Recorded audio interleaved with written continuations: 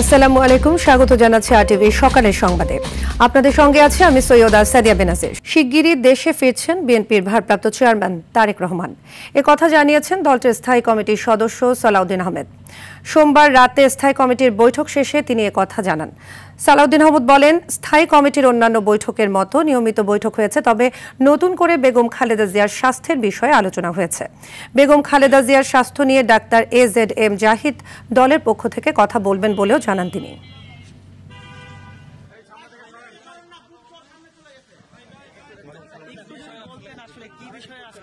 আমাদের এটা regular meeting, standing কমিটির মিটিং। আমাদের বিভিন্ন বিষয়ে রাজনৈতিক আলোচনা এবং নির্বাচন ভিত্তিক বিভিন্ন আলোচনা, প্রচারের বিভিন্ন কৌশল, এগুলো নির্ধারণ করার জন্য আমরা আলোচনা করেছি। উনি শিগগির চলে আসবেন। ম্যাডামের স্বাস্থ্যের অবস্থা সম্পর্কে যাবতীয় যা কিছু ইনফরমেশন বা তথ্য আছে ডক্টর জাহিদ সাহেবের কাছে উনি বলবেন।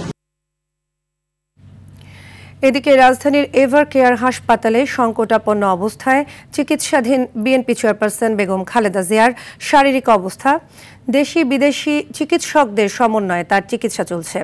সোমবার মধ্যরাতে হাসপাতালে যান বিএনপি মহাসচিব মির্জা ফখরুল ইসলাম আলমগীর ও চেয়ারপারসনের দুই উপদেষ্টা হাবিবুর রহমান হাবিব ও ব্যারিস্টার মাহবুব উদ্দিন খোকন। তারা দেশবাসীর কাছে সাবেক প্রধানমন্ত্রী খালেদা জিয়ার সুস্থতার জন্য দোয়া চান। এদিকে সোমবার রাতে খালেদা জিয়াকে রাষ্ট্রীয় গুরুত্বপূর্ণ ব্যক্তি হিসেবে ঘোষণা করার পর এভার কেয়ার হাসপাতালে বাড়তি নিরাপত্তা ব্যবস্থা নেওয়া হয়। হাসপাতালের মূল ফটকের পাশে ব্যারিকেড বসিয়েছে ডিএমপি।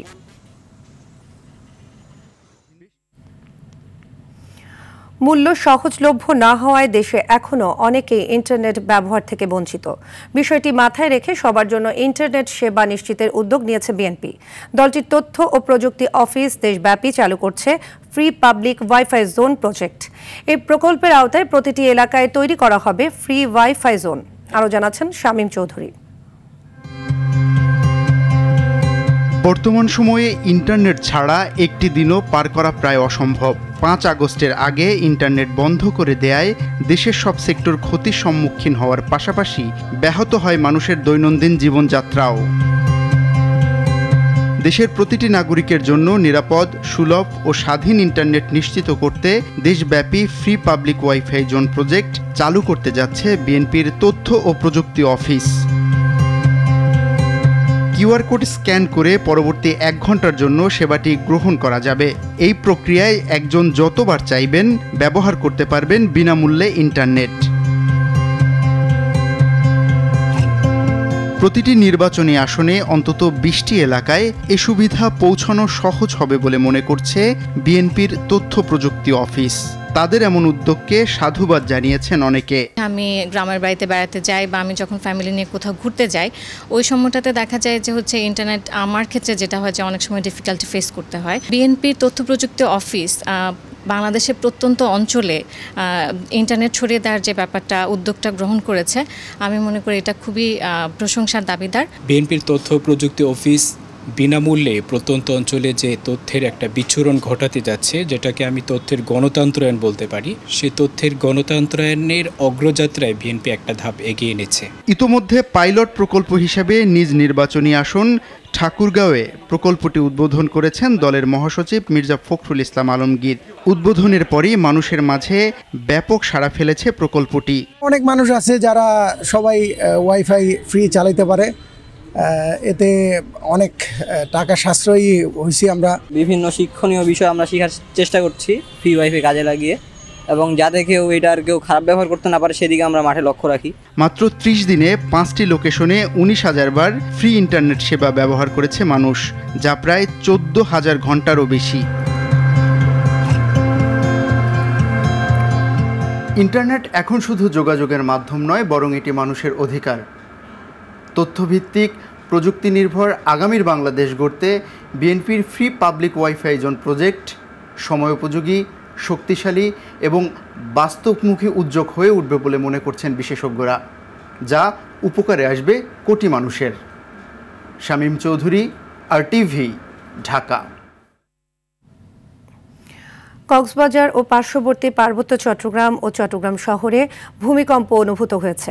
সোমবার দিবাগত রাত 12টা 57 মিনিটে চট্টগ্রাম কক্সবাজার শহর, উখিয়া ও চকরিয়ায় ভূমিকম্প অনুভূত হয়েছে।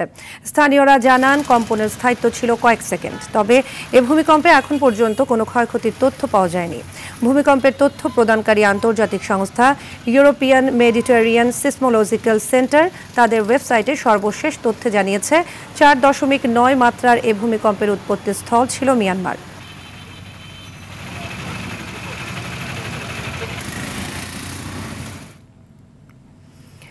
যাদের নিরাপত্তায় রাজধানীর বেসরকারি নিরাপত্তা সেবা খাত, তাদেরই তথ্য নেই পুলিশের কাছে। এই সুযোগে মামলাসহ নানা অপরাধে জড়িতরা বেছে নিচ্ছে সিকিউরিটি গার্ডের চাকরি। আরটিভির অনুসন্ধানে উঠে এসেছে সারা দেশ থেকে আসা বিভিন্ন অপরাধে জড়িত ব্যক্তিরা সহজে নিবন্ধনহীন বেসরকারি নিরাপত্তা সংস্থার মাধ্যমে রাজধানীর বিভিন্ন বাসাবাড়ি অফিসে সিকিউরিটির কাজ নিচ্ছে। মোহাম্মদ সায়েমের 3 পর্বের ধারাবাহিকের আজ দেখুন শেষ পর্ব। রাজধানীর উত্তরায় ব্যাঙের ছাতার মতো সাইনবোর্ডহীন এসব প্রতিষ্ঠান দাবি করছে সিটি কর্পোরেশনের ট্রেড লাইসেন্স ও জয়েন্ট স্টকের নিবন্ধন নিয়ে পরিচালিত হচ্ছে। অনেকে দাবি করছেন শ্রম অধিদপ্তরের কলকারখানা দপ্তর থেকে নিবন্ধন নিয়ে ব্যবসা পরিচালনার। ঠিকাদার সংস্থার একটা লাইসেন্স থাকে, যেটা আপনার ইস্যু করা হচ্ছে কলকারখানা প্রতিষ্ঠান পরিদর্শন অধিদপ্তর। অথচ মেট্রোপলিটন এলাকায় বেসরকারি নিরাপত্তা সেবা সংস্থার নিবন্ধনের জন্য আইন ও নীতিমালা অনুযায়ী পুলিশ কমিশনারের দপ্তর থেকে নিবন্ধন নেয়ার কথা। তাই এসব প্রতিষ্ঠান সরকারের তদারকির বাইরে থাকায় নিরাপত্তা প্রহরীর কাজে ঢুকে যাচ্ছে সারা দেশ থেকে আসা বিভিন্ন অপরাধে জড়িত ব্যক্তিরা। 4টা ক্যাটাগরির মানুষ আপনার বেশিরভাগ চাকরি করতে আসে। হয়তো তার গ্রামে সে কোনো মারামারি করছে, মারামারি কেসে সে এলাকায় থাকতে পারছে না, ঢাকায় এসে 2-4 মাস আপনার থাকা লাগতেছে, নয়তো কোনো কেসের আসামি, নয়তো আপনার দেখা গেল যে মানে বিভিন্ন ধরনের ঝামেলা। আর এসব প্রতিষ্ঠানে চাকরির নামে প্রতারণার সীমাহীন অভিযোগের পাশাপাশি যাদের চাকরি দেওয়া হচ্ছে তাদেরও প্রতিদিন বিনা পারিশ্রমিকে বাড়তি খাটানো হচ্ছে ঘন্টার পর ঘন্টা। 8 ঘন্টা আছে, 12 ঘন্টা তো সব জায়গায় ডিউটি করতে হয় না। আমি 12 ঘন্টা ডিউটি করি, 10,000 টাকা বেতন পাই। বেসরকারি নিরাপত্তা সেবা খাতে প্রতারণা থেকে রক্ষা পেতে নিয়োগের আগেই চুক্তিপত্র ও অর্থ লেনদেনের রিসিট সংগ্রহে রাখার পরামর্শ এই আইনজীবীর। আগে থেকে টাকা দিবেন না, যদি কোনো ধরনের টাকা লেনদেন হয় সেই টাকাটা লেনদেনের যে কোনো একটা রিসিট নেবেন। আর শ্রম অধিদপ্তর দিচ্ছে অভিযোগ পেলে ব্যবস্থা নেওয়ার আশ্বাস। আমাদের কাছে যদি লিখে যে আমাদের এরকম ডেটাইট হচ্ছে আমরা ব্যবস্থা নিতে পারি। তবে প্রতারণা এড়াতে সচেতনতার তাগিদ দেন ডিএমপির এই মুখপাত্র। জানান নিবন্ধনহীন এসব প্রতিষ্ঠানের নিরাপত্তা প্রহরীদের কোনো তথ্যই নেই পুলিশের কাছে। যে প্রতিষ্ঠান থেকে উনি নিরাপত্তা প্রহরীটা নিচ্ছেন তারা যথাযথ কর্তৃপক্ষের অনুমতি প্রাপ্ত কিনা, লাইসেন্সকৃত, তাদের কার্যক্রম আমরা হয়তো দেখাশোনা করতে পারবো। কিন্তু আপনি যেগুলো বললেন লাইসেন্স ব্যতিরেকে করছে, এক্ষেত্রে যদি সুস্পষ্ট অভিযোগ সুনির্দিষ্টভাবে আমাদেরকে জানান তাহলে আমরা ব্যবস্থা নেব। প্রতিষ্ঠানের নিরাপত্তায় সেবাদানকারী প্রতিষ্ঠানের সম্পর্কে তথ্য যাচাই করে চুক্তি করার আহ্বান ডিএমপির। আর চাকরির নামে এসব প্রতারক চক্র থেকে সচেতনতার বিকল্প নেই বলে মত আইনজীবীর।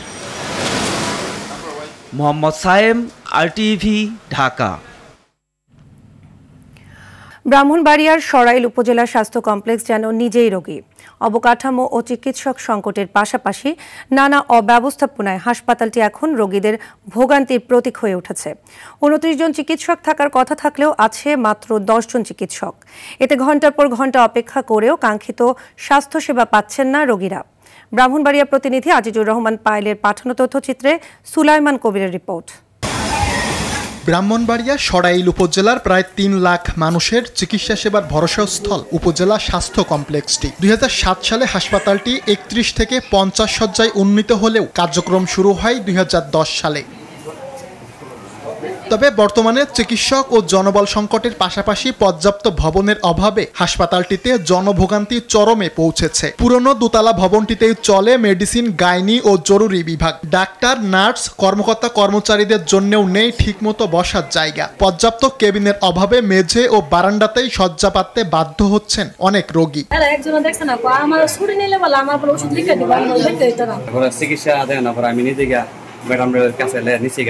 টাকা দিয়ে যদি আমার বাইরে থেকে ব্যবস্থা করতে হয় তাহলে আমি সরকারি হাসপাতালে কেন? 50 শয্যার হাসপাতালটিতে 29 জন চিকিৎসক থাকার কথা থাকলেও আছেন মাত্র 10 জন।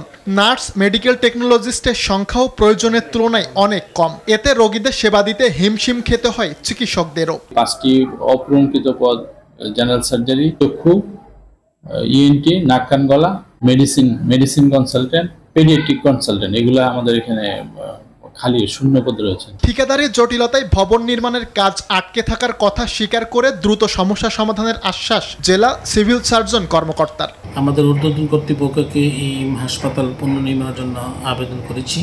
আশা করছি যে এই কাজটা শুরু হলে উত্তর সরাইল উপজেলার মানুষ মানসম্মত স্বাস্থ্যসেবা পাবে। দ্রুত প্রয়োজনীয় জনবল ও ভবন নির্মাণ করে উপজেলা স্বাস্থ্য ব্যবস্থাকে সচল করার দাবি রোগী ও স্বজনদের। সুলাইমান কবির, RTV। শান্তি চুক্তির ২৮ বছরেও শান্তি ফেরেনি পার্বত্য অঞ্চলে, বরং নতুন নতুন দলের আবির্ভাবে বেড়েছে দ্বন্দ্ব সংঘাত। বিরোধ নিষ্পত্তির বদলে আধিপত্য বিস্তার, গুম, খুন আর চাঁদাবাজি আজও রক্ত ঝরাচ্ছে পাহাড়ে। তবে শান্তি চুক্তির পর উন্নয়নের ছোঁয়া লেগেছে পাহাড়ি যোগাযোগ ব্যবস্থা ও আর্থসামাজিক জীবনযাত্রায়। বান্দরবান থেকে মোহাম্মদ শাফায়েত হোসেনের পাঠানো তথ্যচিত্রে আরও জানাচ্ছেন আব্দুল হামিদ। উত্তাল পাহাড়ি জনপদে শান্তি প্রতিষ্ঠার লক্ষ্যে ১৯৯৭ সালের ২ ডিসেম্বর জনসংহতি সমিতি JSS এর সঙ্গে শান্তি চুক্তি করে তৎকালীন আওয়ামী লীগ সরকার। তবে ২৮ বছর পার হলেও পাহাড়ে এখনও বন্ধ হয়নি অস্ত্রের ঝনঝনানি। জনসংহতি সমিতি ও UPDF ভেঙে 4টি এবং কুকিচিন ও মক পার্টি নামে আরও 2টি সশস্ত্র সংগঠনের জন্ম হয় চুক্তি পরবর্তী সময়ে। চুক্তিটি পূর্ণাঙ্গভাবে বাস্তবায়ন হলে নতুন নতুন সংগঠন সৃষ্টি হতো না বলে মত পাহাড়ি এই নেতার। পার্বত্য চুক্তি যদি ধারা পূর্ণাঙ্গভাবে বাস্তবায়ন হতো তাহলে এই বর্তমানে যে একটি অস্থিরতা চলছে পার্বত্যাঞ্চলে, এখানে অনেকগুলো সশস্ত্র গোষ্ঠী, নতুন নতুন গোষ্ঠীগুলো চলে আসছে, হয়তোবা এই সংগঠনগুলো এরকম গজিয়ে উঠত না। আধিপত্যের লড়াই ও চাঁদাবাজির কারণেই মূলত পাহাড়ের এই হানাহানি। পার্বত্য নাগরিক কমিটির নেতারা বলছেন সব পক্ষের সদিচ্ছার অভাবে ভূমি বিরোধ সহ বেড়েছে সাম্প্রদায়িক দাঙ্গা। টেকসই শান্তি চাইলে রাজনৈতিক সদিচ্ছার সাথে সাথে ভূমি বিরোধের নিষ্পত্তি করতে হবে, চুক্তির অসম ধারাগুলো বাতিল করতে হবে এবং অস্ত্রের জনজনানি বন্ধে রাষ্ট্রের কার্যকর পদক্ষেপ গ্রহণ করতে হবে। সরকার যথেষ্ট উন্নয়ন করেছে যখন যে সরকার এসেছে, অপরদিকে যাদের সাথে চুক্তি করেছে তারা একটি শর্ত চুক্তি রাখেনি। এমন একটা দীর্ঘ পর্যায়ে চলে গেছে যেটা না হওয়ার কারণে আমাদের বিশেষ করে পার্বত্য অঞ্চলে পাহাড়ি বাঙালির যে সংঘাত এটা ক্রমশ বেড়ে যাচ্ছে। পার্বত্য অঞ্চলের শান্তি যদি ফিরিয়ে আনতে চাই অবশ্যই যে কোনো একটা দ্রুত বাস্তবমূলক পদক্ষেপ নেওয়া দরকার। সংকট নিরসনে ভূমি বিরোধ নিষ্পত্তি, ভারতে আশ্রিত শরণার্থী ও অভ্যন্তরীণ উদ্বাস্তুদের পুনর্বাসন, পাহাড়ি ও বাঙালিদের সমঅধিকার নিশ্চিত সহ জাতীয় সংলাপের মাধ্যমে চুক্তির পূর্ণাঙ্গ বাস্তবায়ন চান সংশ্লিষ্টরা। আব্দুল হামিদ, RTV। ডিসেম্বর বাঙালি জাতির জন্য এক গৌরব ও আবেগের মাস, যে মাসের শুরুতে মুক্তিবাহিনীর কাছে হানাদার বাহিনীর পরাজয়ের বার্তা আসতে থাকে। স্বাধীনতার সেই সুখময় স্মৃতি স্মরণ করতে গিয়ে রণাঙ্গনের মুক্তিযোদ্ধারা বলেন, স্বাধীনতা বিরোধী শক্তি এখনও মাথা চাড়া দিয়ে উঠছে। যারা মুক্তিযুদ্ধকে স্বীকার করে না তাদের এই দেশে থাকার ও রাজনীতি করার কোনো অধিকার নেই বলে জানান বীর সূর্য সন্তানরা। নিহার নন্দীর ক্যামেরায় আরও জানাচ্ছেন বিপুল দেবরায়। ঘুম ভাঙাতে ঘুমিয়ে গেল যারা, ঘুমের দেশে ঘুম ভাঙাতে ঘুমিয়ে গেল যারা, জ্বলছে স্মৃতি আলোর বুকে ভোরের করুণ তারা। বদরুল হাসানের লেখা বিখ্যাত গানটি জানান দেয় একটি স্বাধীন দেশ ও স্বাধীন পতাকার জন্য কি পরিমাণ রক্তের দাম দিতে হয়েছে বাঙালি জাতিকে। জীবন দিয়ে কেন দেশটি যে স্বাধীনতার দ্বার প্রান্তে তা বুঝতে পেরেছিল পাখানাদার বাহিনী। তাই তো ১৯৭১-এর ২ ডিসেম্বর প্রবল বেগে রক্তের নেশায় হত্যা যজ্ঞে মেতে উঠে ৭১-এর নরপিশাচরা। তবে সারা দেশে উত্তাল সমুদ্রের মতো পাক বাহিনী ও তাদের দোসরদের কোণঠাসা করতে থাকে মুক্তিবাহিনী। ঢাকার রামপুরা মালিবাগ বিদ্যুৎ কেন্দ্র, চট্টগ্রামের ৫টি বিদ্যুৎ সাবস্টেশন ও ২টি পেট্রোল পাম্প ধ্বংস করে মুক্তিযোদ্ধারা। দখলে নেয় আখাউড়া, সিলেট, শমশেরনগর বিমানবন্দর, চট্টগ্রামের বেশ কয়েকটি উপজেলা, পঞ্চগড়, ঠাকুরগাঁও সহ দেশের বিভিন্ন এলাকা। নভেম্বরের পর থেকে যে অলরেডি বোঝা গেছে যে তারা ডিমোরালাইজড, তারা যুদ্ধ করছে না, খালি মারছে নিরীহ মানুষকে, তারা লুটপাট করছে এবং আমাদেরকে মেয়েদেরকে ধর্ষণ করছে, এই নিয়েই তারা ছিল ব্যস্ত। তাদের হাতে বন্দুক টন্দুক থাকা সত্ত্বেও অনেক জায়গায় তাদেরকে পরাস্ত করা হয়েছে। তবে স্বাধীনতার ৫৪ বছরে এসেও স্বাধীনতা বিরোধী শক্তির উত্থানে দেশ পিছিয়ে যাওয়ার সম্ভাবনা আছে বলে মনে করেন এই মুক্তিযোদ্ধা। জামাতের এই দেশ পরিচালনা করবার কোনো রাইট তাদের নাই। তারা একটা পরাজিত শক্তি, তাদের সবসময় এটা মনে রাখতে হবে। সরকার গঠন করে পরিচালনা করবার জন্য কোনো তাদের অধিকার নাই, আর ভোটের মাধ্যমে আসলেই এটা প্রমাণ হয়ে যাবে। তিনি আরও বলেন, সুষ্ঠু নির্বাচনের মধ্যে দিয়ে একটি দেশের গণতন্ত্র সমুন্নত রাখার কোনো বিকল্প নেই। একটা স্থিতিশীল সরকার না হলে তাহলে দেশ কোনো সময় আগাতে পারে না। উই রিয়েলি ডোন্ট কেয়ার যে বিএনপি আসুক ক্ষমতা বা অন্য কোনো দল আসুক, they must be an elected government, elected by the people of Bangladesh. হ্যাঁ, তখনই আপনি দেখবেন যে সব কিছু কীরকম বিরাট পরিবর্তন হচ্ছে। 54 বছরের দ্বারপ্রান্তে এসে বাংলাদেশ অর্থনৈতিক ও সামাজিক ক্ষেত্রে অনেক অগ্রগতি লাভ করেছে। তবে গণতন্ত্র, মানবাধিকার ও আইনের শাসন প্রতিষ্ঠা করে একটি উন্নত ও সমৃদ্ধশালী দেশ হিসেবে নিজেদের প্রতিষ্ঠিত করাই এখন বড় চ্যালেঞ্জ বলে মনে করছেন সংশ্লিষ্টরা। বিপুল দেবরাই, RTV, ঢাকা। কিশোরগঞ্জের ভৈরবের আগানগর ইউনিয়নের আনন্দবাজারে আগুনের ঘটনা ঘটেছে। গেল রাত 10:30টায় পুড়ে গেছে বাজারের 5টি দোকান। ধোঁয়া ও গন্ধ টের পেয়ে স্থানীয়রা আগুন নেভানোর চেষ্টা করে। পরে খবর পেয়ে ফায়ার সার্ভিস প্রায় 2 ঘন্টার চেষ্টায় আগুন নিয়ন্ত্রণে আনে। তবে কিভাবে আগুন লেগেছে এ বিষয়ে এখনো কিছু জানাতে পারেনি ফায়ার সার্ভিস।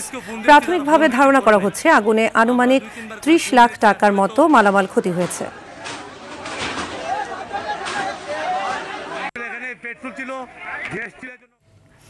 নরসিংদীর শিবপুরে মোটরসাইকেল ও সিএনজির মুখোমুখি সংঘর্ষে মাহমুদুল ও শফিক নামে 2 যুবক নিহত হয়েছেন। সোমবার দিবাগত রাতে উপজেলার পচারবাড়ি এলাকায় এ দুর্ঘটনা ঘটে। নিহত মাহমুদুল শিবপুর উপজেলার সৈয়দেরগাঁও গ্রামের ছেলে ও শফিক গাজীপুরের কাপাসিয়ার সনমানিয়া গ্রামের ছেলে। পুলিশ জানায়, সোমবার রাত 8:30টার দিকে 2 বন্ধু সিএনবি থেকে মোটরসাইকেল যোগে শিবপুরের দিকে যাচ্ছিল।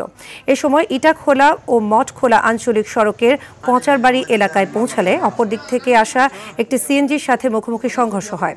এ সময় মোটরসাইকেল থেকে ছিটকে পড়ে ঘটনাস্থলেই মাহমুদুল মারা যায়। পরে গুরুতর আহত অবস্থায় শফিককে নরসিংদী সদর হাসপাতালে নেয়ার পথে তার মৃত্যু হয়। পাইকারি দর কমার প্রভাব খুচরা বাজারে পড়ার আগে আবারও বেড়েছে পেঁয়াজের দাম।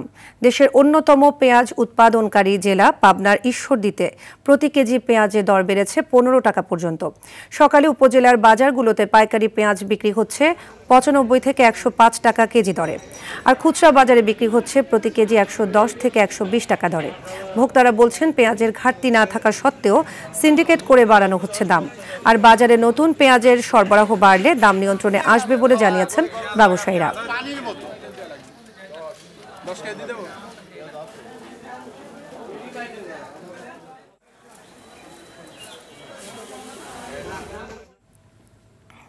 শেষ সময়ে মুড়ি কাটা পেঁয়াজ পরিচর্যায় ব্যস্ত সময় পার করছেন রাজবাড়ীর চাষিরা।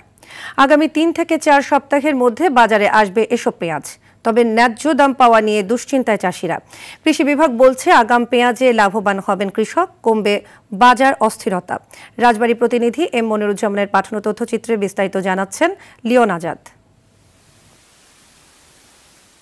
পেঁয়াজ উৎপাদনে দেশের মধ্যে ৩য় অবস্থানে রাজবাড়ী জেলা। সারা দেশের মোট উৎপাদিত পেঁয়াজের 14 ভাগ উৎপাদিত হয় এ জেলায়। বর্তমানে পদ্মা ও গড়াই নদীর চরাঞ্চল সহ উঁচু জমিতে আবাদ করা মুড়িকাটা পেঁয়াজ পরিচর্যায় ব্যস্ত চাষিরা। গাছের পুষ্টি বৃদ্ধি করতে শেষবারের মতো কেউ সার দিচ্ছেন, কেউ বা ছিটাচ্ছেন কীটনাশক। চলতি বছর জেলায় 5,500 হেক্টর জমিতে লক্ষ্যমাত্রা নির্ধারণ করা হয়েছে প্রায় 95,000 মেট্রিক টন। চাষিদের দাবি, মুড়িকাটা পেঁয়াজ বেশি দিন সংরক্ষণ করা যায় না, তাই বাজার দর নির্ধারণ করা গুরুত্বপূর্ণ। কৃষকরা বলছেন, বর্তমানে শ্রমিক, সার, গুটি পেঁয়াজের দাম বৃদ্ধি পাওয়ায় ভালো দামে পেঁয়াজ বিক্রি করতে না পারলে পড়তে হবে লোকসানের মুখে। প্রত্যেক জন প্রতি গত বছরের সাথে এবার 200 টাকা করে বেশি, সারের দাম বস্তায় 500 টাকা করে বেশি, আবার বীজের দাম বেশি। সার সংকট, তারপরেও মোটামুটি সার পাওয়াই যাচ্ছে না, এক পর্যায়ে যাও পাওয়া যায় অনেক মূল্য। প্রত্যেক ইউনিয়নে 3 জন করে মূল ডিলার দিবে এবং প্রত্যেক ডিলারের সাথে আবার 2 জন করে সাব সেন্টার থাকবে। সামনে যদি এই নীতিমালা বাস্তবায়ন হয় তখন আর সারের আমরা মনে করি সারের সমস্যা হয়তো থাকবে না। কৃষকরা তাদের ন্যায্য দাম পাবে বলে জানান কৃষি সম্প্রসারণ অধিদপ্তরের এই উপপরিচালক। হালি পেঁয়াজ তোলার পূর্বেই মুড়িকাটা পেঁয়াজ তোলা হয় এবং এই সময় দেশে পেঁয়াজের হালি পেঁয়াজ থাকে না বিধায় দাম ভালো পায় এবং যখন দাম পায় এই পরিমাণে এই 90 থেকে 95,000 মেট্রিক টন পেঁয়াজে কৃষক প্রায় 630 কোটি টাকার পেঁয়াজ বিক্রি করবে এবং কৃষক লাভবান হবে। আবহাওয়া অনুকূলে থাকলে মুড়ি কাটা পেঁয়াজের নতুন সম্ভাবনা দেখছেন রাজবাড়ীর কৃষকরা। লিওন আজাদ, RTV। শীত অনুভূত হচ্ছে উত্তরাঞ্চলের বিভিন্ন জেলায়। দিনাজপুরে গত কয়েকদিনে কুয়াশার পাশাপাশি বেড়েছে শীতের তীব্রতা। ভোর 6টায় জেলার সর্বনিম্ন তাপমাত্রা রেকর্ড হয়েছে 13.8 ডিগ্রি সেলসিয়াস। ভোর থেকে সকাল 8টা পর্যন্ত ঘন কুয়াশায় ঢেকে থাকছে হিলিসহ আশেপাশের এলাকা। পাবনার ঈশ্বরদীতে কুয়াশা কম থাকলেও ঠান্ডা অনুভূত হচ্ছে। শীতের তীব্রতা বাড়ায় বিপাকে পড়েছেন নিম্ন আয়ের খেটে খাওয়া মানুষ। কুড়িগ্রামেও বেড়েছে শীতের তীব্রতা। সকাল 6টায় জেলার সর্বনিম্ন তাপমাত্রা রেকর্ড হয়েছে 12 ডিগ্রি সেলসিয়াস। দিন দিন তাপমাত্রা কমে শীতের তীব্রতা আরও বাড়বে বলে জানিয়েছে জেলার আবহাওয়া অফিস। সকালের সংবাদ এ পর্যন্তই। মধ্যাহ্নের সংবাদ দুপুর 12টায় দেখার আমন্ত্রণ রইল। ধন্যবাদ সবাইকে।